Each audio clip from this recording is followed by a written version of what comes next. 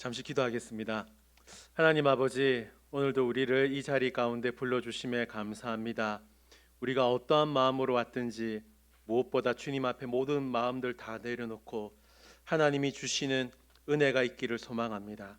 정말 하나님이 주시는 은혜만 있기를 소망하오니 이 시간 가운데 우리 마음 가운데 임재하여 주시고 인도하여 주시옵소서. 감사를 드리며 살아계신 예수님의 이름으로 기도드립니다. 아멘. 오늘 이 말씀 가지고 너희에게 평강이 있을지어다 라는 제목으로 말씀을 나누도록 하겠습니다. 여러분, 오늘이 며칠인지 아십니까? 잘 아시네요. 네. 11월 11일 주일입니다. 올해가 며칠 남은지 아십니까? 그건 모르죠. 그쵸? 52일 남았습니다, 여러분.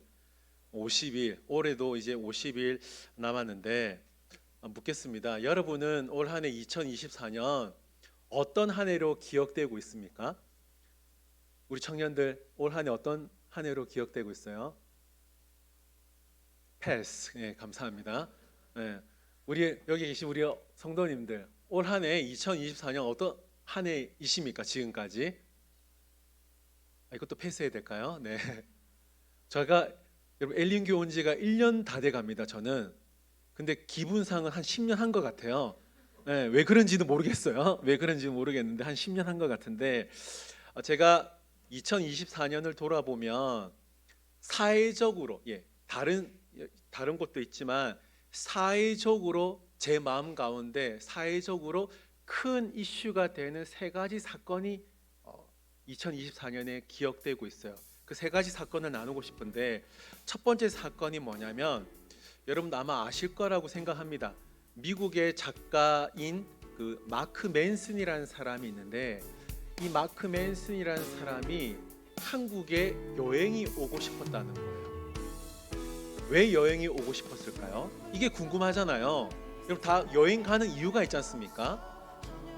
이 마크 맨슨이 한국에 온 목적이 뭐냐면 기분이 나빴어요. 왜 한국의 자살률이 높을까? 이 질문이 그 마음속에 있었고 이 질문을 답하기 위해서는 한국에 가야 내가 그 답을 알 수 있을 것 같아서 한국에 방문했다고 합니다. 이 마크 맨슨이 한국에 체류하는 동안 여러 가지 인터뷰도 했어요. 조사도 했답니다. 그래서 어떤 결론을 내리냐면 한국이 자살률이 높은 이유가 뭐냐면 경쟁 지상주의와 성과 지상주의 때문에 이것을 견디지 못하고 많은 사람들이 자살한다. 이렇게 결론을 내렸다는 거예요. 참 가슴 아픈 이유죠. 두 번째 사회적인 사건이 뭐냐면 예전에도 있었습니다만 묻지마 범죄 이 사건이 점점 높아지고 있다라는 겁니다. 지난 9월경에 30대 남성이 전혀 일면식도 없는 10대 여성 학생을 죽여버렸습니다. 한 번도 만난 적이 없는데 부딪힌 적도 없어요. 전혀 서로 대화를 나눈 적도 없는데 그냥 그 여성, 그 학생을 죽인 사건이 있었습니다. 묻지마 범죄가 점점 많이 일어나고 있다는 거죠.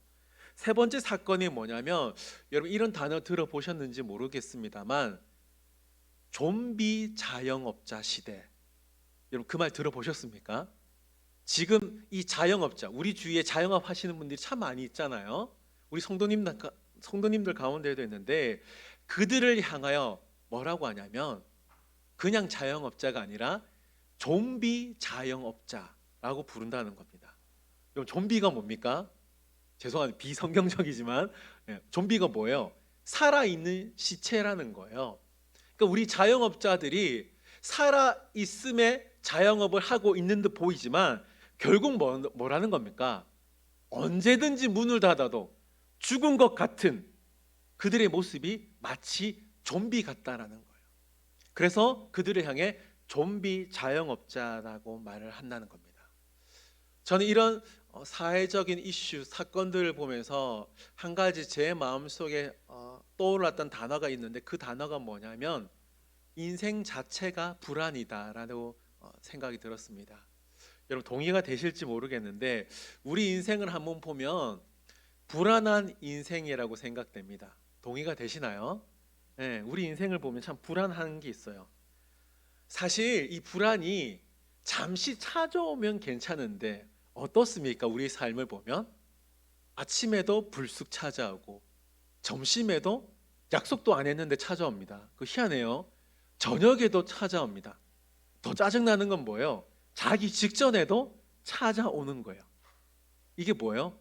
불안, 불안. 뭐 여러분 광고 아십니까? 예, 여기 특이한 광고도 많이 나오더라고요. 2016년 잡코리아에서 성인 남녀 1924명을 대상으로 이런 설문조사를 했습니다. 현대인들의 걱정과 불안감이라는 설문조사를 했는데 요즘 당신은 어떤 걱정을 하십니까? 라고 했습니다. 자, 여러분 보시는 대로 어떤 걱정을 한다고 되어 있습니까? 노후를 어떻게 준비해야 하는가? 여러분 혹시 이 자리에 계신 분들 가운데 이 걱정하시는 분 계십니까? 노후? 그리고 얼마를 벌어야 하는가? 또 뭐가 있어요? 언제 취업이 될 수 있을까? 우리 청년들에게 하는 말이겠죠. 또 뭡니까? 지금 내가 잘하고 있는 걸까? 좋은 직장에 다니고 싶다. 우리 부모님들 잘 키우고 있는가? 올해도 연봉은 제자리. 고용 불안. 다음은 내 차례가 아닌가? 뭔가요? 우리 삶 가운데 늘 불안함이 존재한다라는 거예요. 여러분 이런 불안이 계속 존재하다 보면 우리 마음은 진짜 불안할 수밖에 없고 우울증이 생길 수밖에 없다라는 겁니다. 그래서 많은 심리 전문가들은 지금 가장 우리 국민들에게 필요한 것이 뭐냐면 위로가 필요하다라고 다들 주장하고 있습니다. 다시 말하면 지금 이 시대는 위로가 필요한 시대라고 생각합니다. 오늘 본문을 보시면 우리처럼 정말 불안에 떨었던 예수님의 제자들을 소개하면서 이 예수님께서 제자들을 위로하시는 장면이 나오는데 19절 앞부분을 보시면 이날 안식 후 첫날 저녁 때에 제자들이 유대인들을 뭐 했다 그러죠? 예, 두려워하여 모인 곳에 문들을 닫았더니 지금 예수님께서 죽으셨기 때문에 제자들 마음 가운데 불안함이 있었습니다. 예수님도 죽였으니까 제자들을 언제든지 죽일 수 있었겠죠. 두려움이 있는 거예요. 그런데 19절 마지막 부분에 보면 문들이라고 표현했습니다. 뭐예요? 복수예요. 복수. 단수가 아니라. 그러니까 최소한 두 개의 문을 잠그어서 지금 제자들이 두려움, 공포 가운데 있었다는 거죠. 지금 제자들의 모습은 두려움이 주는 현실의 가치 모습을 보게 된다는 겁니다. 여러분 한번 상상해 보세요. 그 안에서 제자들이 어떤 대화를 나누었을까요? 어떤 대화를 나누었을까요? 베드로, 예수님이 죽으셨는데 어떡하지? 지금 우리가 기억해야 될 게 뭐야? 자, 여러분 19절 앞부분을 잘 보세요. 다시 한번 말씀 보여주실까요? 이 본문의 핵심 배경이 있어요. 어떤 배경이죠? 네, 안식 후 첫날 저녁입니다. 이게 무슨 말이에요?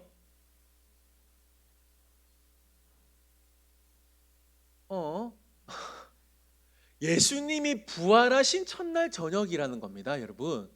요한복음 20장이에요. 요한복음 20장은 예수님이 부활하신 첫날 저녁이에요. 근데 제자들이 지금 뭐 하고 있어요? 네, 지금 제자들은 두려워하면 안 되는 상황입니다. 왜? 예수님이 부활하셨다는 거예요. 그러면 누가 두려워해야 돼요? 사실은 유대인들이 두려워해야 됩니다. 예수님을 죽인 그 유대인들이 두려워해야 되는데 반대로 지금 제자들이 두려워하고 있다는 거예요. 그러면 그 상황으로 다시 들어가겠습니다. 베드로, 예수님이 살아났지 않나?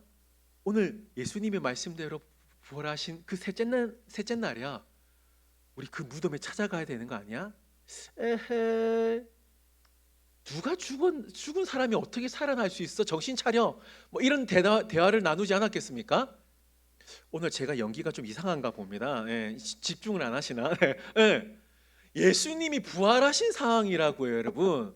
그런데 지금 제자들이 그걸 놓치고 있는 거예요. 놓치니까 어떤 상황이 벌어집니까? 두려워하고 있는 거예요. 자, 여러분 중요한 말을 하겠습니다. 우리가 두려워하는 이유 여러 가지 있어요. 맞아요. 환경적인 조건이 있어요. 다양한 조건이 있습니다. 그게 틀린 건 아닙니다. 그러나 우리가 정말 두려워하는 이유가 뭐냐면 예수님을 놓쳤기 때문에, 예수님이 우리에게 하신 말씀을 놓쳤기 때문에 우리가 불안하다는 거예요. 자, 제자들에게 좀 더 집중해 보겠습니다. 제자들이 지금 불안에 떨고 있습니다. 그렇죠? 두려워했기 때문에, 실패했기 때문에, 예수님을 부인했죠. 실패했기 때문에 그들에게 남은 것은 좌절밖에 없습니다. 그런데 이런 상황 속에서 누가 나타나셨습니까? 예수님, 부활하신 예수님이 나타나셨어요. 누가복음 24장에서는 제자들이 너무 놀라서 예수님을 보고 귀신이라고 표현합니다. 그만큼 놀랬다는 거죠. 예수님은 이 두려움에, 시리에 빠져 있는 제자들에게 딱 한 말씀 하십니다. 뭐예요? 너에게 평강이 있을지어다. 헬라어로는 에이레네입니다. 근데 우리가 잘 아는 말은 뭐예요? 샬롬. 히브리어로 샬롬이죠. 우리에게는 샬롬이 더 익숙하기 때문에 오늘 이 시간에는 제가 샬롬으로 말씀드리겠습니다. 지금 제자들은 어떤 상황이에요? 샬롬할 수 없는 상황이에요. 제가 앞서 언급했지만 제자들은 지금 묻지마 범죄로 죽어도 이상하지 않습니다. 지금 제자들은 살아있는 보이지만 죽은 것 같은 좀비 제자 같은 상황이었다는 거예요. 예수님이 이 사실을 모를까요? 예수님이 이 상황을 모를까요? 모를 리 없습니다. 근데 예수님이 무슨 말씀을 해요? 평강이 있을지어다. 샬롬을 말하고 있다는 거예요. 예수님이 지금 실수하셨을까요? 아니죠. 이게 무슨 말일까요? 제자들에게 정말 하고 싶었던 말씀이 샬롬이었다는 거예요. 자, 그러면 왜 예수님께서 수많은 말씀이 있었겠지만 샬롬을 제자들에게 말씀하셨을까요? 그게 뭐냐? 샬롬이 제자들을 살릴 수 있었기 때문입니다. 여러분 꼭 기억하십시오. 예수님이 제자들에게 샬롬을 가장 먼저 말씀하신 이유는 샬롬이 제자들을 살릴 수 있기 때문이에요. 자, 그러면 이 말씀 샬롬을 우리에게도 적용해 본다면 샬롬이 우리도 살릴 수 있다는 의미가 됩니다. 자, 그러면 샬롬이 왜 우리를 살릴 수 있을까요?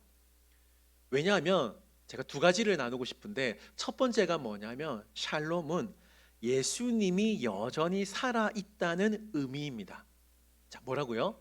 예수님이 여전히 살아있다는 의미예요. 자, 여러분 오늘 본문을 보시면 제자들이 나오죠.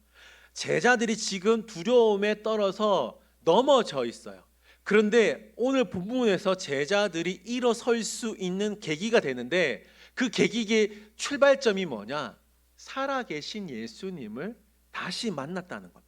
자, 20절 보세요. 이 말씀을 하시고 뭘 보여주셨습니까? 손과 옆구리를 보이시니 제자들이 뭐 했습니까? 자, 여러분 두려움에 빠졌는데 19절에 두려워했지만 예수님, 살아계신 예수님을 보고 뭐 했어요? 주를 보고 기뻐하더라 라고 말씀했습니다. 근데 문제가 뭐냐면 내가 여전히 살아있다라는 걸 보여주고 있는데, 문제가 뭐예요?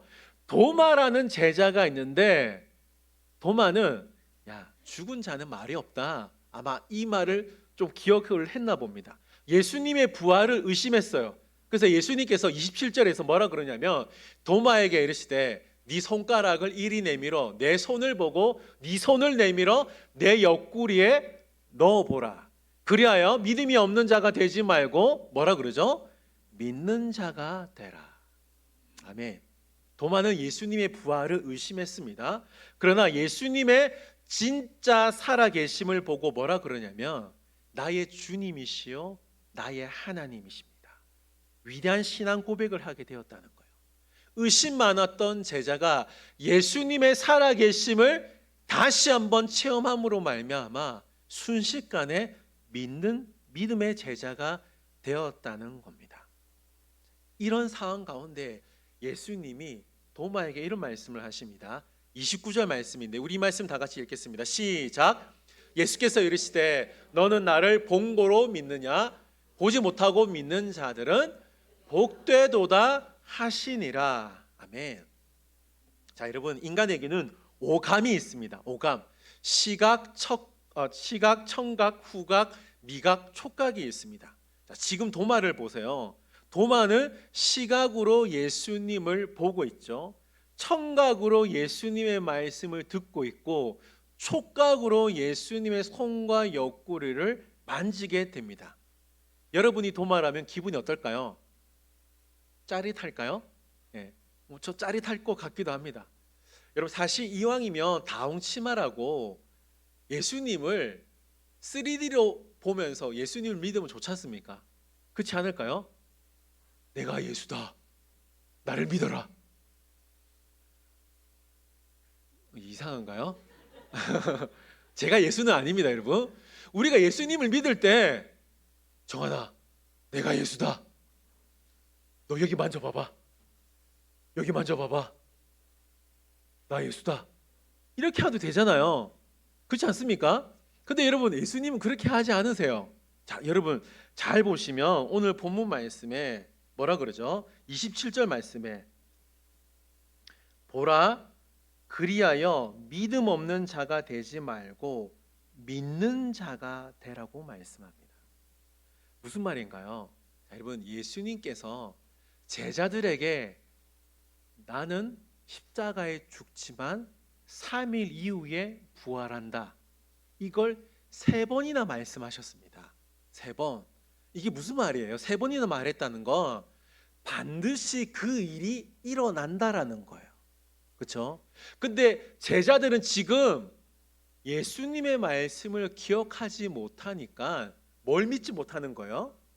예수님을 믿지 못하는 거예요. 예수님을 믿지 못하는 거예요. 귀신이라고 착각했다 그랬잖아요. 누가복음 24장에. 이 제자들의 문제가 뭐예요? 말씀을 놓치니까 예수님이 보이지 않는다는 겁니다.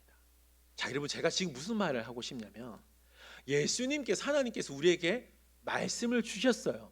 그렇죠? 이 말씀을 통해서 하시는 말씀이 뭐예요? 하나님이 살아 계시다는 겁니다. 예수님이 살아 계시다는 겁니다. 예수님을 그냥 3D로 보여줘서 그렇게도 믿을 수 있지만 예수님은 우리에게 뭘 주셨다는 거예요? 이미 말씀을 주셨다는 겁니다. 이 말씀을 통해서 우리가 뭐 할 수 있는 거예요? 예수님을 믿을 수 있다는 거예요. 근데 그 예수님이 죽은 예수가 아니라는 거예요. 오래전에 살았던 예수가 아니라 지금도 여전히 살아계신 하나님, 지금도 여전히 나와 함께 하신다고 약속하신 그 예수님이 우리에게 계시다는 겁니다. 이걸 믿어야 된다는 거예요. 이걸 믿어 뭐 한다 그러죠? 복되다는 거예요. 뭐가 복입니까? 하나님이 주신 평안을 누리는 게 복 아니겠습니까, 여러분? 지금 예수님은 보고 믿지 말고 제발 보지 않더라도 내가 지금 이제 곧 떠나가지만 내가 살아있음을 너희들이 믿기를 바란다. 여러분, 하나님은 여전히 말씀을 통해서 하나님이 살아계심을 말씀하고 있다는 겁니다. 지금도 살아계신 하나님을 믿을 때 그 하나님께서 우리에게 평안, 샬롬을 주신다는 거예요. 여러분, 꼭 기억하십시오. 하나님은 여전히 우리에게 말씀하고 있다는 겁니다. 나 살아있다. 나 여전히 살아있다. 그 살아계신 하나님을 믿을 때에 하나님이 우리에게 평안을 주신다는 사실을 기억하시기 바랍니다.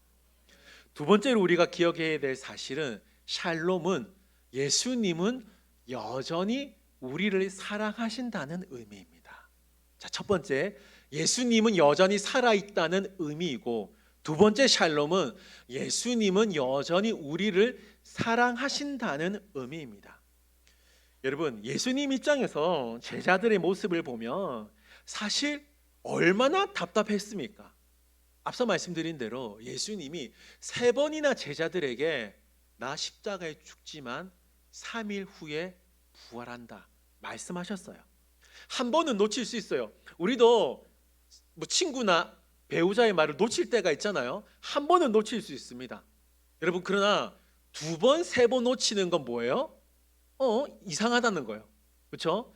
예수님 입장에서는 부활하신 이후에 제자들에게 찾아가서 왜 이렇게 문을 닫고 숨어 있느냐? 야, 베드로, 너 나한테 그러면 안 되지. 너만큼 나한테 그러면 안 되지. 왜 이렇게 두려워하고 있느냐? 아이고 답답하다 답답하. 이렇게 말을 할 수도 있잖아요. 호통칠 수도 있는데 예수님은 뭐 하셨다고요? 너희에게 평강이 있을지어다. 여러분 비꼬는 말로 했을까요? 너희에게 평강이 있을지어다. 에휴, 이랬을까요? 아니라는 거예요. 정말 예수님은 제자들을 사랑하셔서 너희에게 평강이 있을지어다. 여러분 오늘 본문 19절, 21절, 26절 보세요. 세 번이나 너희에게 평강이 있을지어다 말씀하고 있습니다. 정말 제자들에게 정말 필요했던 말씀이 뭐냐면 너희에게 평강이 있을지어다. 제자들에게 불안이 있었다는 거죠. 그런데 그 불안이 평안으로 바뀌게 할 수 있는 유일한 방법이 뭐였습니까? 예수님의 말씀만 필요했다라는 거예요. 이게 무슨 말이냐? 여전히 제자들을 사랑하고 있었다는 사실입니다. 여러분 이 사실이 믿어지십니까? 여러분 정말 믿어지십니까? 이 사실을 믿어야 이 말씀이 우리에게도 적용될 수 있다라는 겁니다. 하나님이 우리를 사랑하시는 이유를 우리에게서 찾으면 안 됩니다. 여러분 우리에게서 찾으면 사랑할 건덕지가 전혀 없다라는 거예요. 하나님께서 우리를 사랑하시는 이유를 우리에게서 찾는 것이 아니라 오로지 하나님으로부터만 찾아야 된다는 겁니다. 요한일서 4장 9절 말씀인데 우리 말씀 다 같이 한번 읽도록 하겠습니다. 요한일서 4장 9절 말씀입니다. 다 같이 읽겠습니다. 시작. 우리에게 이렇게 나타난 바 되었으니 하나님이 자기의 독생자를 세상에 보내심은 그로 말미암아 우리를 살리려 하심이라. 아멘. 자, 여러분 이 말씀 잘 보시면 하나님께서 우리를 위하여 하신 최고의 결정이 뭐냐? 우리를 사랑하시기로 결정하신 이 사건이 최고의 결정이라는 겁니다. 우리는 원래 본질상 진노의 자녀였습니다. 이게 무슨 말인가요? 사랑할 구석이 전혀 없다라는 겁니다. 저와 여러분들의 진짜 모습을 알게 되면 사랑할 수 없다라는 겁니다. 그런데 하나님은 우리의 진짜 모습을 다 알고 있다라는 거예요. 여러분 오늘 본문에 나온 제자들의 모습을 보세요. 제자들의 진짜 모습은 뭐예요? 두려워하는 모습, 하나님의 말씀, 내가 3일 이후에 부활한다. 그걸 3번이나 말씀하셨음에도 불구하고 그 말씀을 다 잊어버리고 문이란 문은 다 잠그고 그냥 두려워 떨고 있잖아요. 나 죽기 싫으니까 나 찾지 마라. 꼭꼭 숨으라. 머리카락 보일라. 그냥 그렇게 숨어 있는 거예요. 아무것도 하지 않고 있습니다. 그냥 두려워 떨고 있는 거예요. 그런데 그런 상황에서 뭐 했습니까? 예수님이 찾아온 거예요. 여러분 호통치려고 찾아왔을까요? 아니잖아요. 왜 찾아왔습니까? 그들을 사랑하시기 때문에 찾아온 거예요. 그래서 3번이나 너희에게 평강이 있을지어다. 너희에게 평강이 있을지어다. 너희에게 평강이 있을지어다. 이 말씀을 하시는 것 아니겠습니까? 사랑하는 성도 여러분, 하나님은 우리를 그냥 사랑하십니다. 다른 이유가 없어요, 여러분. 사랑할 건덕지도 없지만 하나님은 우리를 사랑하신다는 거예요.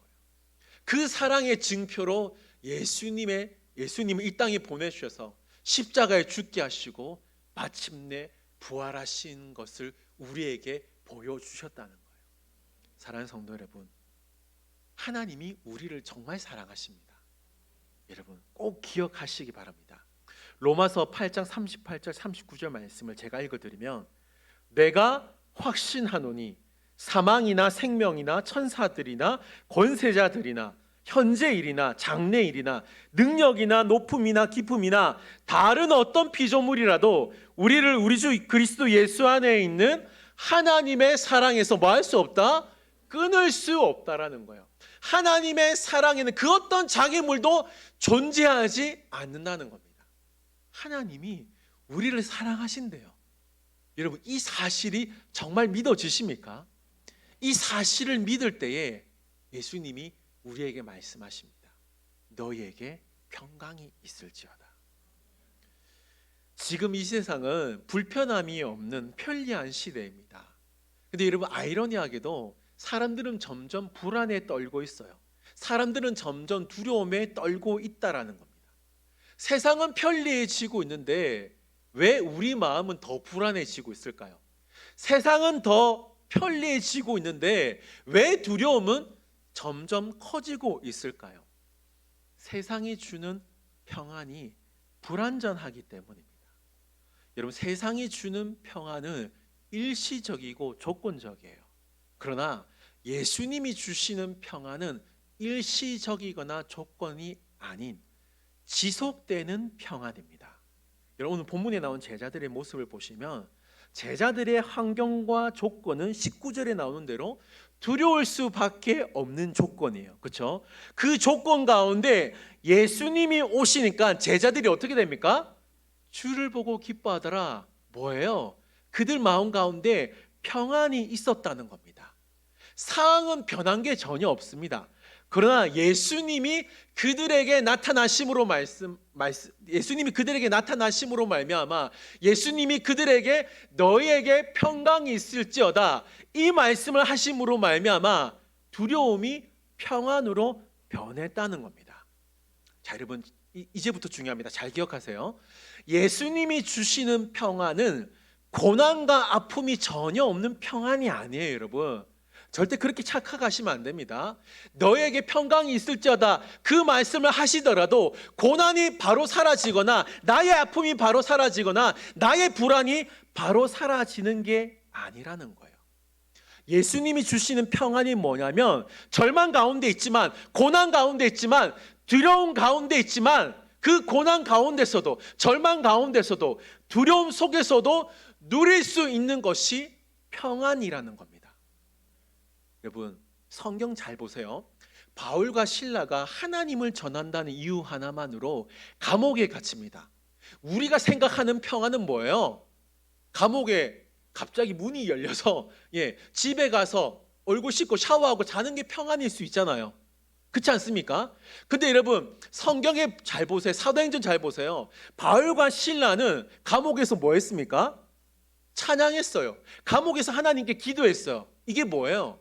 하나님이 주신 평안이라는 거예요. 상황은 감옥에 있지만 마음은 하나님이 주신 평안이 있었기 때문에 기도할 수 있었고 찬양할 수 있었다는 겁니다. 스데반을 보세요. 죽음을 앞두고 있었습니다. 돌에 맞아 죽기 일보 직전이에요. 근데 여러분, 스데반의 얼굴은 어떠했죠? 천사의 얼굴이었어요. 우리가 생각하는 평안은 뭐예요? 그들이 돌에 맞아 죽는 게 평안 아니겠습니까? 그들이 죽는 게 평안 아니겠습니까? 근데 스데반은 천사의 얼굴을 하고 하나님을 만날 준비를 했다는 거예요. 뭐예요? 하나님, 상황은 바뀌지 않았어요. 그렇죠? 여전히 그들은 돌을 던지고 있었을 거예요. 그러나 하나님이 스데반에게 주신 평안이 있었기 때문에 천사의 얼굴을 하고 있었다는 겁니다. 여러분, 우리도 왜 안 힘들겠습니까? 저도 힘든 게 있어요. 웃고 있지만 힘듦이 있습니다, 여러분. 그래 보이시나요? 그러면 안 되는데. 여러분들 이렇게 웃고 있잖아요. 왜 힘듦이 없겠습니까? 두려워할 때도 있고 막막할 때도 있고 포기하고 싶을 때도 있잖아요. 이때 우리가 기억해야 될 사실이 뭔가요? 부활하신 예수님이 여전히 살아계시다는 사실입니다. 여러분, 부활하신 예수님, 제자들이 다 잃어버리고 있었을 때에 찾아오셔서 나 부활했다. 나 여전히 살아있다. 나 여전히 너희를 사랑한다. 너희에게 샬롬이 있을지어다. 너희에게 평강이 있을지어다. 이 말씀을 하고 있다는 겁니다. 사랑하는 성도 여러분, 기독교가 말하는 평안은 감정이 아닙니다. 여러분 잘 기억하세요. 기독교가 말하는 평안은 감정이 아니라 변함없는 현실 가운데서도 하나님을 신뢰하고 하나님을 의지하는 것이 평안이라는 사실을 꼭 기억하시기 바랍니다. 이사야서 26장 3절 말씀인데 여러분 이 말씀 굉장히 중요한데 이 말씀 우리 믿음으로 고백하겠습니다. 시작. 주께서 심지가 견고한 자를 뭐 하도록? 평강하고 평강하도록 뭐 하신다? 지키신다는 거예요. 왜 지키시냐? 그가 뭐 하기 때문에? 하나님을 신뢰하기 때문이에요. 이 말씀 좀 띄워주세요. 자, 여기서 주께서 심지가 견고한 자, 이게 중요합니다, 여러분. 주께서 심지가 견고한 자가 뭐냐?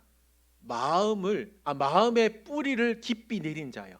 한결 같은 마음을 가진 자라는 의미입니다. 무슨 말이에요? 하나님께 믿음의 뿌리를 내린 자, 하나님을 향한 마음이 한결 같은 자에게 하나님이 뭘 주신다는 거예요? 평강을 주시고 평강을 주셔서 그를 지키신다는 겁니다. 왜? 그 자가 심지가 견고한 자가 하나님을 신뢰하기 때문이라는 거예요. 여러분 꼭 기억하십시오. 하나님께 변함없이 뿌리를 내리는 자가 그 자에게 하나님이 평강을 주시고 평강을 주셔서 그를 지키신다는 겁니다. 말씀을 맺겠습니다. 제자들의 현실은 두려움이었습니다, 여러분. 그렇죠? 근데 제자들이 한 가지 놓치고 있던 사실이 뭐예요? 부활하신 예수님을 놓치고 있었다는 겁니다.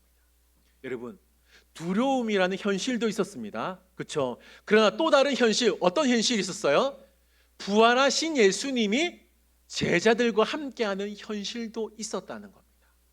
여러분, 어떤 현실을 보느냐에 따라 나에게 불안만 있을 수 있고 나에게 하나님이 주시는 평안이 있을 수 있다라는 거예요. 여러분, 불안 있을 수 있습니다.